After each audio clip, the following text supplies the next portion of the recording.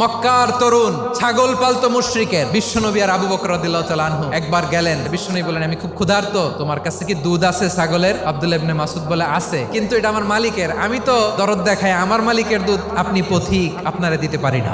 বিশ্বনবী এইটা শুনেই তারা টার্গেট করে ফেলছে। বিশ্বনবী বলেন, আচ্ছা ঠিক আছে, দুধ দিও না, কিন্তু এমন ছাগি আছে কিনা যেই ছাগির সাথে কোনো ছাগলের মিলন হয় নাই, তার ওলানে দুধও আসে নাই, বাচ্চাও নাই, এরকম ছাগির থেকে যদি আমি দুধ খাই তাহলে তো সমস্যা নাই। বলতেছে, এরকম ছাগির থেকে দুধ খাইলে সমস্যা নাই, কারণ এরকম ছাগি ওলান থেকে দুধ আসবেও না। বলতেছে, ঠিক আছে, এরকম একটা ছাগি নিয়ে আসা হলো। বিশ্বনবী বিসমিল্লাহ বলে ওই ছাগির ওলানে হাত দিলেন। হাত দিতে দেরি, পুরো ওলানটা দুধে ভরে যেতে দেরি হয় না।